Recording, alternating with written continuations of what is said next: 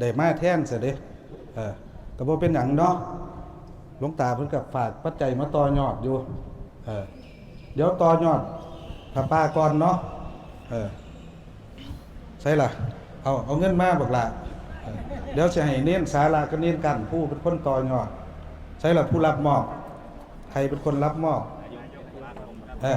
เอาคนละ50,000รวมแล้วเป็น100,000ต่อยอดเนียนคนละ50,000แต่เงินหลวงตาเด้อต่อยอดให้เนาะใช่เราเสียเราบาทดีบอกให้มันพ่อเด้นั่นแหละให้นายกสมาคมบอกปึกละ20,000ใช่ไหมครับเอาเน้นมอบเลยให้เน้นคนละมอบ50,000เหรอหรือว่าคนละ2สาธุสาธุเนาะนั่นได้อีก50,000น่ะนะมันจะบ่ฮอดแสนเด้สาธุโอ้เนาะหายากอยู่เด้เนาะพ่อแม่ครูบาอาจารย์แนวนี่เนาะเห็นประโยชน์เพิ่นก็ให้กำลังใจทุกหน่วยงานนั่นแหละหลวงตาสินทรัพย์หน่อยมื้อนี้ก็ไปโรงเรียนปากห้วยวังน้องแต่ว่างบประมาณครูบาบ่ฮู้ว่าเพิ่นให้หลายปานใดซอยเหลือเบิดหน่วยงานทหารตำรวจมื้อก่อนนี่ก็ไปงานเกษียณตำรวจก็เบิดประมาณ100,000ให้กำลังใจตำรวจเกษียณแต่ว่าพานี่เกษียณบ่เป็นคันบ่สึกวันหยุดก็บ่มีเนาะพระเนาะวันพาว่ามันสิได้หยุดก็บ่ได้หยุดเห็นบ่มันธรรมดาเด้เนาะความเสียสละเนาะของพ่อแม่ครูบาอาจารย์ของพระเจ้าพระสงฆ์ค่อนข้างสินักหนาสาหัสเติบอยู่แต่ว่าเพิ่นก็ยอมเฮ็ดให้โลกมันเย็นลงเฮ็ดให้โลกมันเย็นแนวใดบัดนี้ใจมันเย็นลงโลกมันขาดแคลนหยังล่ะพี่น้องขาดแคลนน้ำใจซุมื้อนี้หลวงตาเพิ่นก็เลยมาเติมเต็มให้หมู่เฮาเติมเต็มมองละเล็กละน้อยมองใดเห็นว่ามันเกิดประโยชน์เพิ่นก็ไปเฮ็ดมองนี้เดือดร้อนหลายเพิ่นก็ให้หลายแหน่จักหน่อยมองใดเดือดร้อนซ้ำนึงเพิ่นก็สิพิจารณาตามความจำเป็นบ่ว่าสิเป็นหน่วยงานต่างๆโรงเรียนสถานีอนามัยวัดก็มีคือกันบางเทื่อวัดก็เข้าไปของงบประมาณก็มีคือกันเห็นบ่มีน้ำจิตน้ำใจโลกเฮามันสิได้เย็นขึ้นฝึกเด้อหมู่เฮาเนาะฝึกเฮ็ดน้ำเพิ่นเฮ็ดจังใดใจมันสิเย็นลงเฮ็ดจังใดโลกมันสิเย็นลงโลกอีหลีก็คืออารมณ์หมู่เฮานี่ล่ะเนาะบ่แม่นเรื่องอื่นโลกภายนอกนับมื้อสิร้อนขึ้นปรากฏการณ์อะไรนะโอนินโญบ่เพราะอะไรเพราะธรรมชาติมันโดนทำลายไปเยอะตัดป่าไม้ทำลายธรรมชาติแล้วธรรมชาติมันก็สิย้อนกลับมาจังว่าต้องมีหน่วยงานตัวบัดหน่วยงานขึ้นมาปกป้องประเทศชาติปกป้องธรรมชาติเห็นบ่ทหารพันศึกบ่ว่าสิพันศึกหรือบ่พันศึกเขาเจ้าก็ทำหน้าที่ของเขาเจ้าเพื่อรักษาอธิปไตยแต่ว่าหลวงตาเพิ่นเห็นความสำคัญให้กำลังใจหมู่เฮาเพิ่นก็เลยให้ครูบามาเป็นตัวแทนให้เอางบประมาณมาเกื้อหนุนกันเนาะช่วงนี้สถานการณ์บ้านเมืองก็บ่ค่อยปกติปานใดเฮาก็ให้กำลังใจแนวหน้าเฮาไปหลบซอยเพิ่นบ่ได้เฮาก็ซอยส่งเสบียงส่งยุทธภัณฑ์อาหารการกินเครื่องอุปโภคบริโภคซอยเหลือกันคนละเล็กคนละน้อยเดี๋ยวนี้หลวงตาก็เฮ็ดโครงการเฮ็ดถนนหาเงินมาเฮ็ดถนน15 ล้านได้ครบแล้วเก่งบ่ถือว่าเพิ่นเก่งบ่เก่งเนาะหลวงตาสินทรัพย์เนาะแต่ว่าบ่ได้หมายความว่าพาลูกอื่นสิบ่ดีหรือบ่เก่งเด้แต่หลวงตาสินทรัพย์นี่เพิ่นมีความเสียสละแทบสิบ่ได้พักได้ผ่อนเด้โยมไปหาเบิดมื้อเลี้ยงลูกเลี้ยงเต้าในวัดนี่เท่าใด300 กว่าชีวิตพระสงฆ์300 กว่าลูกแม่ชีอีก400 กว่าฆราวาสญาติโยมอีกเกือบ200รวมแล้วก็ประมาณ1,000 คน ตีเฉลี่ยวันหนึ่งกินข้าวใช้น้ำใช้ไฟเนี่ยหัวหนึ่งหัวละ100ต่อวันเนี่ยวันหนึ่งเป็นแสนค่ากับข้าวค่าไฟเดือนละ200,000กว่า300,000ค่าน้ำมันรถค่านั่นค่านี่เพิ่นคือเลี้ยงได้เพิ่นตั้งเงินบ่แต่เฮาผัวเมียอยู่นำกันแต่แท้ๆผิดกันซุมื้ออยู่เนาะหรือบ่ผิดบ่หรือแนวใดก็สิมีแน่อยู่ล่ะมั้งเนาะแม่นบ่เพิ่นเฮ็ดได้จังไดเขาก็งึดคือกันมาทีแรกหลวงตามันคือให้คนเนาะลูกเต้าสิกินหนังนอนซั่นน่ะเฮาก็งึดคือกันไผไปขอก็ให้ไผไปขอก็ให้บ่ให้หน่อยก็ให้หลายบ่ให้หลายก็ให้หน่อยเพิ่นสิเอาเงินไสมาเลี้ยงลูกเลี้ยงเต้าบัดนี้เห็นบ่สร้างเฮ็ดตัวนี้ขึ้นมาเงินหรือปัจจัยเข้าปลาอาหารนี่ยังคนเห็นบัดนี้พลังงานของบุญของกุศลมันสิเป็นแห่งดึงดูดจังว่าผู้ใดก็อยากให้เพิ่นย้อนเพิ่นอยากให้ผู้อื่นนี่เด้มันเป็นเชื่อดึงดูดในโตของมันเองแต่ว่าเฮาเพิ่นมีแต่อยากได้ซะส่วนมากบ่ได้เว้าถึงคนอยู่นี่ดอกอยู่นี่บ่มีไผอยากได้ดอกเนาะแม่นบ่โดยเฉพาะผู้ว่าก็ต่อยอดไป 3,000 เพิ่นว่างั้นเด้เห็นบ่ใหญ่มาใหม่ผู้ว่าก็คนอุบลเด้เนาะแม่นบ่เกิดอุบลเนาะแต่ไปใหญ่อยู่ยโสข่อยกับคนอุบลแต่ว่าไปใหญ่อยู่อำนาจคือกันเฮ็ดบัตรจังหวัดอุบลอยู่บัตรใบแรกบัตรเหลืองใบที่2นี่จังหวัดอำนาจเจริญบัดเป็นเด็กน้อยอยู่จังหวัดอุบลแต่ว่าเป็นคนหนุ่มอยู่จังหวัดอำนาจเจริญคุมื้อนี้ก็เป็นคนอำนาจย้ายมาอุบลอีกแล้วมาอยู่อำเภอสิรินธรแล้วคุมื้อนี้แต่ว่าครูบาก็งึดอยู่ว่าหลวงตาเพิ่นคือเก่งแท้นอนะแต่ว่าได้สังเกตได้เฮ็ดนำแนวทางพ่อแม่ครูบาอาจารย์เพิ่นเฮ็ดให้เบิ่งการกระทำมีค่ากว่าคำสอนเพิ่นบ่ได้สอนอย่างเดียวได้บัดเพิ่นเฮ็ดให้เบิ่งพร้อมออกไปไสมาไสนี่ซุ่มเย็นว่าถ้าพ่อแม่ครูบาอาจารย์ไปนี่ไปไสไปตลาดช่องเมฆก็โอ้แม่ค้ายิ้มเด็กน้อยก็ดีใจเห็นบ่ซื้อของเบิดมื้อนึงบ่น้อยหมื่นบางมื้อเบิดเป็นแสนไปซื้อของตลาดช่องเมฆเมาเอาบัดเมามาสู่ลูกสู่เต้ากินเหลือก็ให้คนมาบัดนี่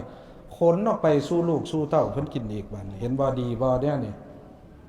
ซอยญาติซอยโยมได้เงินได้มานี่บ่ได้เอามาเก็บสะสม ครูบาเห็นตา ใจมันก็บ่เน่าถ้าใจบ่เน่าแล้วใจมันดีแล้วยังก็ดีไปเบิด พี่ ยังเก่าดากอยู่ก็ดีอีหลีเด้ถ้าใจมันดีนี่ถ้าใจบ่ดีแล้วเว้าม่วนปานใดก็คือเก่าแม่ใหญ่แม่นสิเว้าม่วนปานใดก็คือเก่าถ้าใจมันบ่ดีเฮ็ดจังไดใจเฮาจังสิดีทานศีลภาวนาเฮ็ดเอาเด็กน้อยนี่ยืนจ้อล้อเจ้แลอยู่ท่าความหวังสิได้เงิน100 200ไปโรงเรียนคันหลวงตาไปวันเสาร์วันพุธนี่เพิ่นออกไปบิณฑบาตเป็นหยังเพิ่นคือไป2มื้อญาติโยมนิมนต์ไว้ย่านเปลืองเงินว่าซั่นญาติโยมว่าถ้าเพิ่นออกไปแล้วมีแต่เบิดกับเบิดคำว่าเบิดของเพิ่นคือมันได้มาได้ใจคนนี่เห็นบ่เพิ่นบ่ได้มาเอาเงินเพิ่นบ่ได้มาเอาอีหยังเพิ่นมาเอาใจคนมาปากห้วยมื้อนี้ก็มาเอาใจครูเอาใจนักเรียนเอาใจคนที่อยู่ในพื้นที่เพิ่นกระจายออกไปเห็นบ่อย่างน้อยๆก็ได้ใจแล้วเนาะมื้อนี้เนาะอย่างน้อยๆหลวงตาเพิ่นส่งข่อยมานี่อย่างน้อยก็ได้ใจหมู่เจ้าแล้วจักน้อยหนึงอยู่แม่นอยู่บ่แต่บ่ได้หยังในบ้านนี่ได้เฮ็ดได้ทำอยากได้ว่ามันว่าสิได้ถ้าเฮาบ่สร้างเฮ็ดแม่นบ่อยากอิ่มก็ต้องกินเอาเองผัวกับเมียกินแทนกันบ่ได้ผัวกินเมียก็บ่อิ่มถ้าอยากได้ก็เฮ็ดเอาบัดนี้สิไปวิงวอนร้องขอเป็นไปบ่ได้ impossible แม่นบ่เนาะไม่ไงเป็นไปบ่ได้หิวข้าวมาจะไปนั่งวิ่งวอนร้องขอให้ท้องมันอิ่มนี่เป็นไปบ่ได้วิธีแก้ก็คือกินลงไปเท่านั้นเองกรรมคือกันบัดนี้กรรมเฮาอยากได้กรรมดีเฮาก็เฮ็ดเอาอยากได้กรรมที่ตรงกันข้ามเฮาก็เฮ็ดเอาเพราะว่ากรรมนี่เป็นแดนเกิดเป็นเผ่าพันธุ์เป็นผู้ให้ผลเป็นผู้ติดตามไปทุกภพทุกชาติเนี่ยอยากได้กรรมดีก็ต้องสร้างกรรมดีเอา อยากได้บุญก็ต้องสร้างบุญอยากได้บาปก็ต้องสร้างบาปเท่านั้นเองนี่คือคำสอนแบบง่ายๆพ่อแม่ครูบาอาจารย์เพิ่นพาเฮ็ดเพิ่นก็สิเฮ็ดไปจังซี่ล่ะข่อยบ่เคยเห็นพ่อแม่ครูบาอาจารย์เพิ่นเพราะว่าข่อยบ่ได้ไปสัมผัสกับพระครูบาอาจารย์รูปอื่นดงคือจังหลวงปู่เลี่ยมจังซี่วัดหนองประพงมื้อนี้ก็มีครูบาอาจารย์จากหนองประพงเพิ่นมาร่วมก็ถือว่ามายามเพิ่นมาในถิ่นของพ่อแม่ครูบาอาจารย์หลวงปู่เลี่ยมข่อยก็เคยมาบิณฑบาตอยู่นี่อยู่มานี่ข่อยมางานอาจาริยบูชาอะไรนี่จำชื่อไม่ได้เนาะวัดหนองประพงเนี่ยประมาณ5 ปีที่แล้วหรือ6 ปีที่แล้วนี่ก็มายืนนี่แล้วมาบิณฑบาตไซส์เดียวกันกับหลวงปู่เลี่ยมก็ได้งานน้ำฝนเพิ่นปีติเห็นพ่อแม่ครูบาอาจารย์เห็นความงดงามของหลวงปู่เลี่ยมวัดหนองประพงบินอยู่หลายมื้อเติบอยู่เด้มาอยู่นี่ก็ประมาณ7 มื้อบ่ก็มาบินบาทวันก้อนอกก็ได้ก็วนมาลัดออกมานี่ก็มาสุดสายอยู่นี่ก็ย่างกลับเมื่อวัดหนองประพงเห็นบ่ได้กลับมาหม่องเก่าได้กลับมายามพี่ยามน้องแต่ก่อนพี่น้องอาจสิบ่ฮู้จักครูบาทุยเพราะว่าเป็นพระแบบบ่ค่อยมีชื่อเสียงบ่มีล่ะมีแต่ชื่อแต่ว่าเสียงบ่มีนะกูมื้อก็บ่ได้ว่าเจ้าของดังเด้ถ้าหลวงตาบ่ชุบชีวิตข่อยขึ้นมาเนี่ยข่อยก็จักสิไปอยู่จังได๋เลยเฮเล่ร่อนไปแต่ก่อนพอดีมาพ้อหลวงตาช่วงประมาณปี64มาพ้อเพิ่นพ้อแนวใดเพิ่นไปกินนิมนต์อำนาจเจริญสันเดก็ได้พ้อเพิ่นก็เลยเอามาอยู่นำมาชุบมาเลี้ยงเอามาสอนมาฝึกมาทุบมานวดจังว่าเว้าได้ไปเป็นแต่ก็ยังบ่เก่งแต่ก็พยายามเฮ็ดนำแนวทางพ่อแม่ครูบาอาจารย์เนาะข้อยก็สิทำหน้าที่ตามคำสั่งตามสิ่งที่พ่อแม่ครูบาอาจารย์มอบหมายไปเรื่อยๆจนกว่าสิเบิดลมหายใจพุ่นล่ะก็สิสร้างประโยชน์ให้โลกให้บ้านให้เมืองคือจังเจ้าหน้าที่ทหารตำรวจเพิ่นก็เสียสละเพื่อบ้านเพื่อเมืองคือกันคนละหน้าที่เนาะผู้ว่าก็เสียสละจังนึงนายอำเภอก็เสียสละจังนึงทหารผ่านศึกเขาเจ้าก็ถึงเวลาให้เขาเจ้าพักบัดเขาเจ้าสู่รบปรบมือมาดลเพื่อรักษาธิปไตยให้เรามีผืนแผ่นดินอยู่วันเรื่องง่ายๆได้เนาะ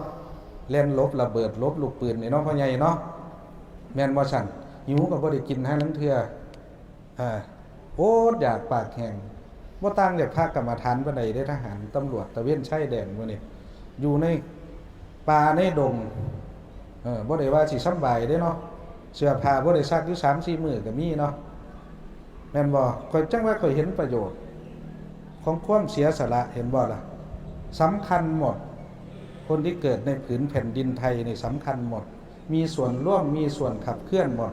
ไม่ว่าจะเป็นภิกษุสงฆ์นักบวช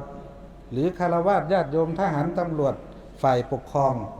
ทุกคนมีส่วนร่วมหมดแต่แนวหน้าจริงๆก็คือทหารตำรวจตระเวนชายแดนทหารพรานทหารเขียวทหารม้าทหารอะไรก็ว่าไปเนาะบกเรืออากาศตำรวจอะไรพวกนี้3เหล่าทัพ4เหล่าทัพนี่ครูบาก็ให้ความสำคัญให้กำลังใจเรื่อยอยู่เวลาไปหาครูบาที่วัดก็หยิบยื่นปัจจัยหยิบยื่นวัตถุสิ่งของให้บรรเทาความเดือดร้อนเล็กๆน้อยๆตามสติปัญญาหรือตามกำลังของครูบาเองก็เห็นความสำคัญอยู่วันนี้หลวงตาท่านก็เลยให้ครูบาเนี่ยมาเป็นตัวแทน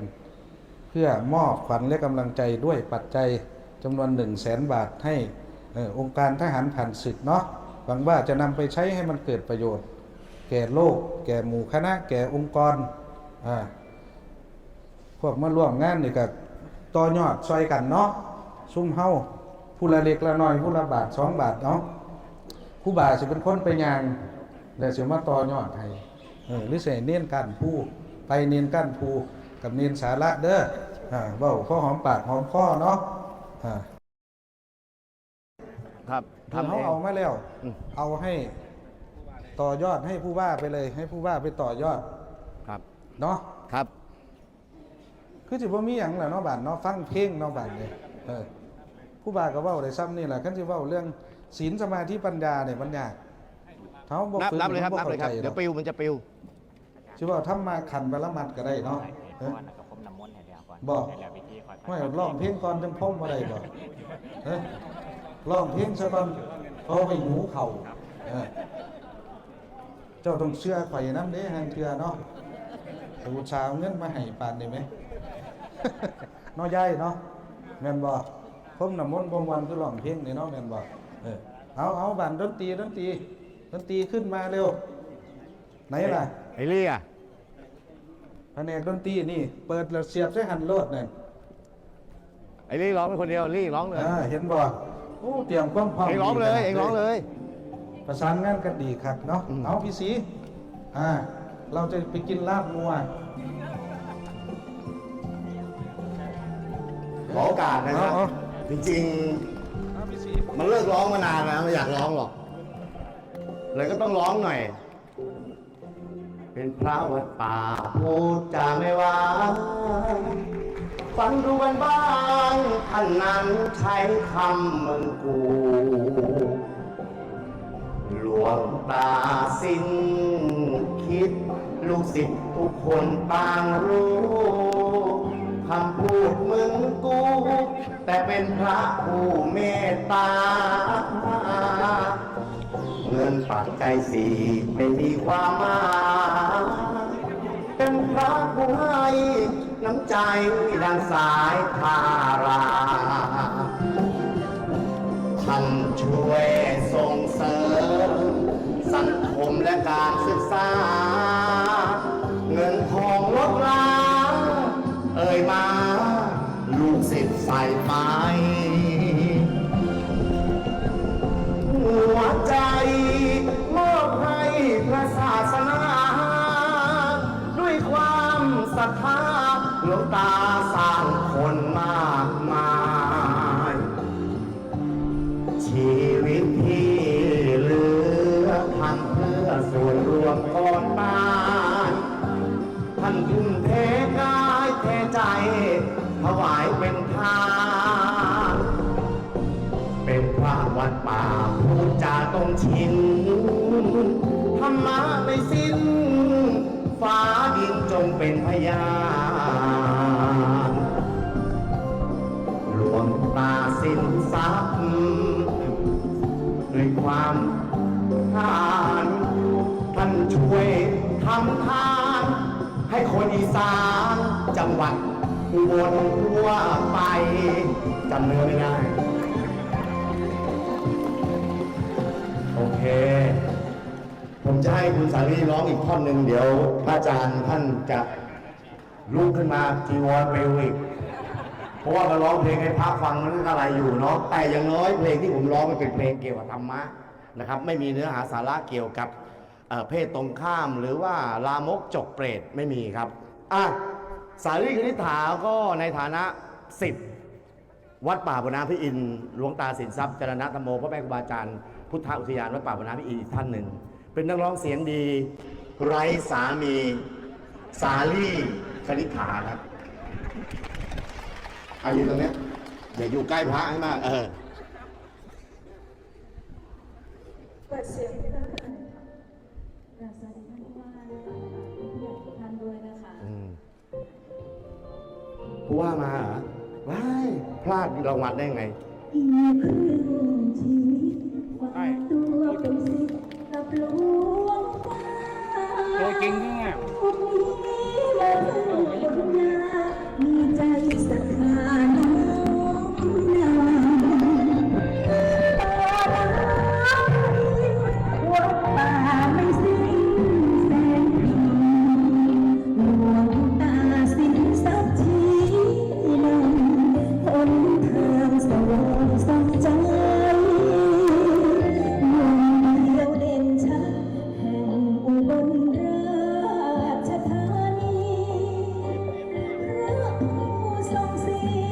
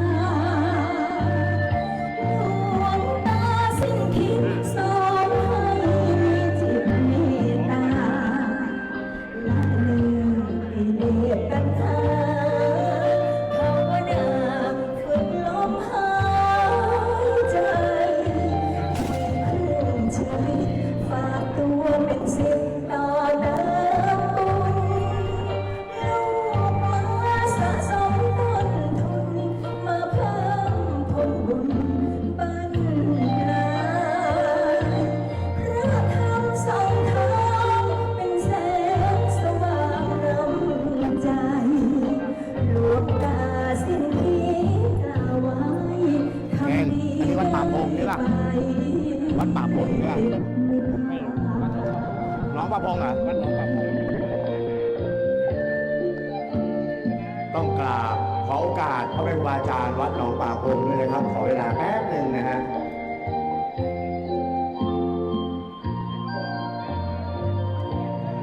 หลวงตาสินทรัพย์เจรณะธรรมโมรู้จริงไม่ได้มโนท่านเป็นร่มโพศรัทธาหลวงตาสิ้นคิดสอนให้มีจิตเมตตาละเลยกิเลสตัณหาภาวนาฝึกลมหายใจอีกครึ่งชีวิตฝากตัวเป็นศิษย์ต่อน้ำบุญ ผู้ว่าเคยไปวัดหรือยังเคยไปวัดเรายังผู้ว่าแต่แค่คนอ๋อคนจังหวัดร้อยเอ็ดนี่คนยโสยโส เป็นแสงสว่างนำใจหลวงตาสิ้นคิดกล่าวไว้ทำดีได้ไปนิพพาน